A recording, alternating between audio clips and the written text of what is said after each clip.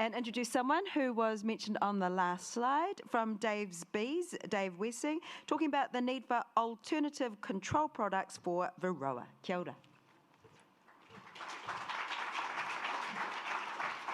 Kia ora.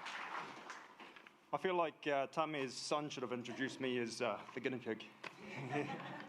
Tēnā koutou katoa, ko David Wiessing taku ingoa, ko TIAKI pi I te Manawatu aho.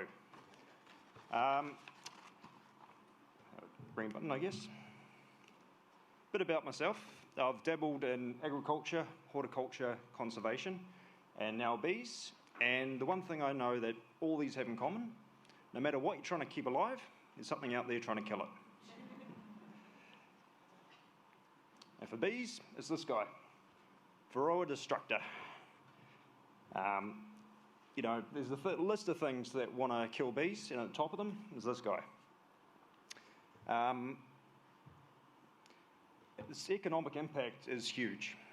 Firstly, it reduces the ability of the hive to produce honey. Secondly, reduces the ability of the hive to survive the winter. And third, treatment options that are available are either very time-consuming or very expensive. The reason I'm standing in front of you today is for the last 18 months, I've been helping Phil and his amazing team from Victoria Uni to test drive this RNA interference-based product. And for some reason, they want me to share my opinions about it and how I would use this in my beekeeping operation. So, first of all, why do we need a new treatment? Well, one word, resistance. Resistance is nothing new, and it's certainly not unique to beekeeping. The current treatments that are available are still effective in New Zealand, but in the States where they've had varroa for 13 years longer, they're no longer effective, or at best you'll control 80% of mites and they'll bounce back in no time. My opinion on gene silencing technology is that at first it sounds really scary, but when you break it down, it's targeting a specific piece of DNA that's unique to the pest you're trying to control. And in theory, there are no non-target effects to livestock or consumers. And you compare that to the other treatments that are available, and in my 15 years of experience, I still don't know how they work, and I don't think anyone really knows what the long-term effects they're going to do to us are. But the elephant in the room, does it work? Short answer is yes, but it doesn't lower mites in the same way that conventional treatments do. But that's because it works in a completely different way. It targets the ability of the mite to produce viable eggs by producing a chemical, well, reducing the ability to produce a protein called carbmodulin. Reduces the ability to produce viable eggs. And so if you start with high levels of mites, you'll continue with high levels of mites, but they won't increase. But if you start with low levels, you continue to have low levels. So would I use it in my beekeeping operation? Yes, but it would have to be in combination with another knockdown chemical.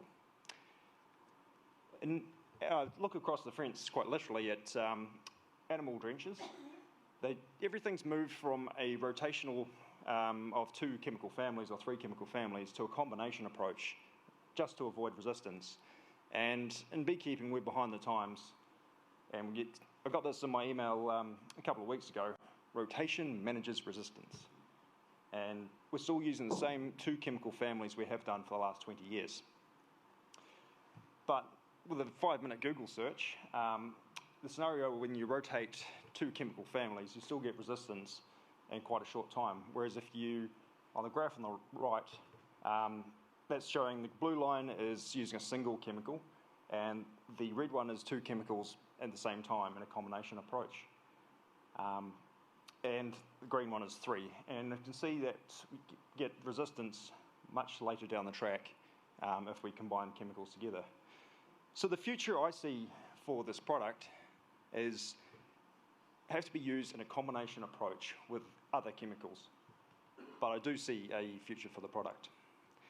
And furthermore, if we can get all beekeepers to treat at the same time, the effective reinvasion of mites will be a lot less.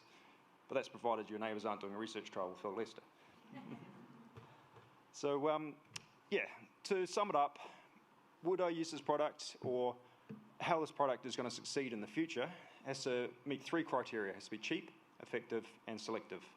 And if it meets all 3, I'll use it. If it fails on any one of those, I don't think it has a future. Thank you.